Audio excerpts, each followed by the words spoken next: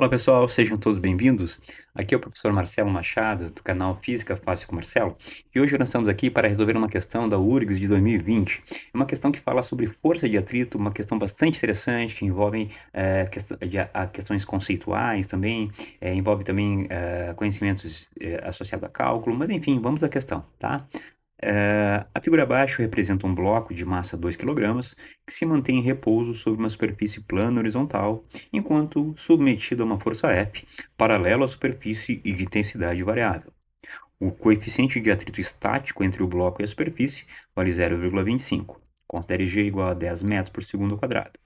Assinale a alternativa que melhor representa o gráfico do módulo da força de atrito estático em função do módulo da força aplicada. Bom, vamos entender primeiro a questão, né? Na verdade, a questão ela está nos dizendo que nós temos uma força F aqui, ó, aplicada sobre o corpo, e essa força aqui é variável, tá? Ou seja, ela pode aumentar, ela pode diminuir, mas a questão ela vai variar, tá? Bom, mas, sobretudo, o problema nos diz que o corpo se mantém em repouso, então não vai existir movimento deste corpo, tá? E por que esse corpo não vai se movimentar, já que estou ali aplicando uma força F? Pessoal prezados, o corpo não se movimenta porque a força de atrito não vai permitir esse movimento. Então nós percebemos, né, que essa força F aqui, ela não movimenta, mas ela pode criar, ela vai criar uma tendência de movimento, certo? E lembrando que a força de atrito é uma força que se opõe à tendência de movimento. Então nós sabemos que a força de atrito, que neste caso aqui será a força de atrito estático, é uma força de atrito contrária à força F, tá? Bom, então nós temos essa configuração. Aumentamos, ou seja, nós vamos variar o valor da força F. E a força de atrito, então, o que vai acontecer com ela? Então, o problema, ele pede, assim, uma análise gráfica, ou seja, o comportamento gráfico desse aumento da força em função da força de atrito, tá?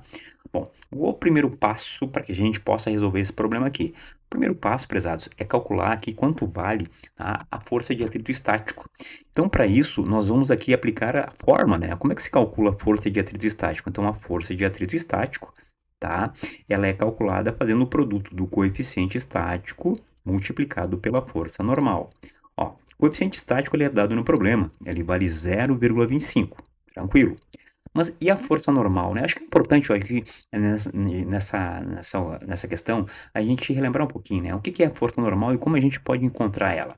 Prezados, eu vou pedir então que vocês imaginem apenas as forças que atuam nesse corpo, porém na vertical, tá?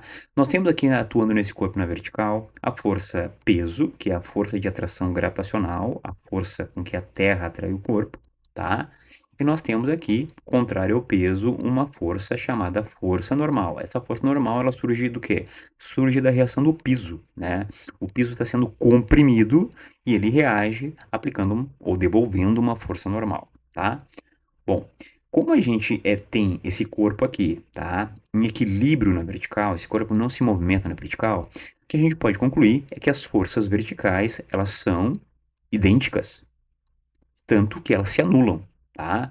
Então nós podemos dizer que a força normal e a força peso têm o mesmo valor, perfeito? Então eu posso calcular a força normal através da força peso, que eu sei que é m vezes g. Portanto, prezados, a normal é a massa do corpo, que vale 2, multiplicado pela gravidade, que é 10. Portanto, a normal vale 20 newtons, tá? E o peso valeria 20 newtons também. Mas, gente, eu preciso falar uma coisa, tá? Assim, muito importante sobre ponto de vista de conceitual, isso pode surgir em outras questões lá do vestibular da URGS, para quem está se preparando. Assim, força-peso e força normal não formam um par ação-reação.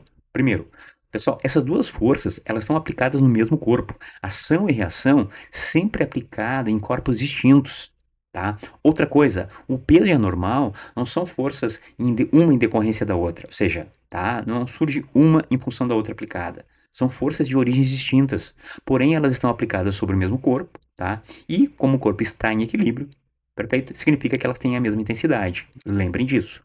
Bom, fecha parênteses. Agora nós podemos calcular a força de atrito estático, tá? E neste caso aqui é igual a 0,25 multiplicado pela nossa normal aqui, que vale 20.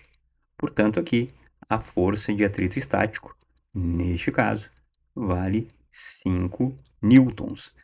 Gente, olha só, Força de atrito estático vale 5 newtons. O que isso quer dizer? Pessoal, muito importante, tá?